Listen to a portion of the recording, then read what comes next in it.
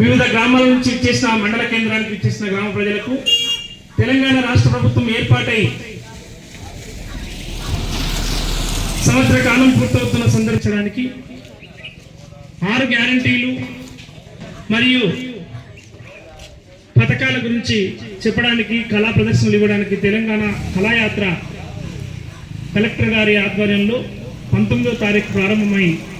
పల్లె పల్లెలు చుట్టి వస్తూ ఈరోజు మన మండల కేంద్రానికి రావడం జరిగింది. కావున బ్యాంకు, ఎంఆర్ఓ, ఎండిఓ మరియు ఇతర పనుల మీద వచ్చేసినటువంటి ప్రజలందరూ కూడా మీ పనులు చేసుకుంటూనే ఈ కార్యక్రమాన్ని తిలకించాల్సిందిగా విజ్ఞప్తి చేస్తున్నాం.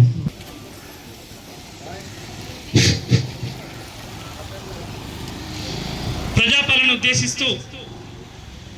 తెలంగాణ సాంస్కృతిక సారథి బృందం తరపున మా యొక్క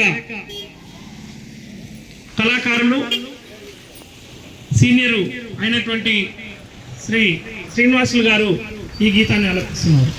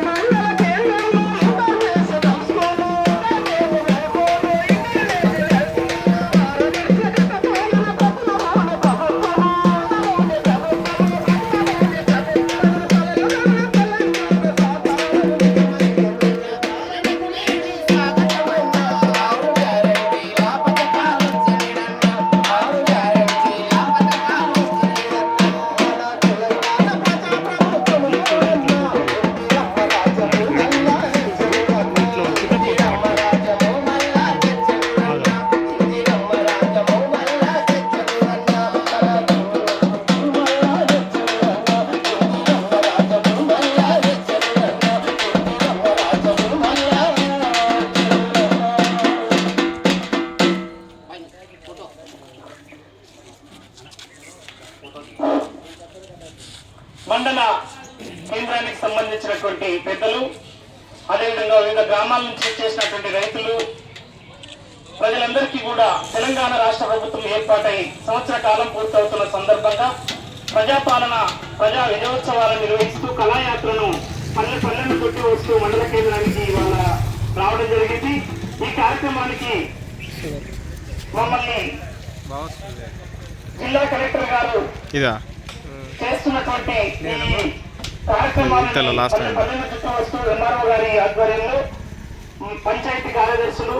అదేవిధంగా వివిధ డిపార్ట్మెంట్ సంబంధించినటువంటి అధికారులు మాకు సహకరిస్తున్నారు. వారందరికీ కూడా పేరు పేరున ఈ కార్యక్రమంలో భాగస్వాములు అయినందుకు కళాభి వందనాలు తెలియజేస్తూ మరొక కార్యక్రమంలో అనేక అంశాలను మేము ప్రజలకు వివరిస్తూ వస్తున్నాము. అందులో భాగంగానే ప్రభుత్వము 6 గ్యారెంటీలను అమలు పరుస్తూ వీటితో పాటుగా రైతన్నలకు రైతు రుణమాఫీ కానివ్వండి, అదేవిధంగా రైతు భరోసా కింద రాబోయే కాలంలో అందజేస్తున్నటువంటి రాయితీలు కానివ్వండి, సన్నవాళ్లకు క్వింటాలకు 500 రూపాయలు కానివ్వండి, మహిళలకు ఉచిత వస్తాయనంతో పాటుగా మహిళా సంఘాలకు వడ్డీ లేని రుణాలను ఇవ్వడంతో పాటు 50,000 ఉద్యోగాల కల్పన చేయడం,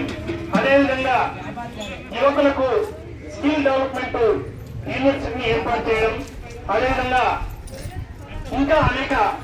సంక్షేమ అభివృద్ధి పథకాలను ప్రవేశపెట్టి విడుదల వారిగా అందజేస్తూ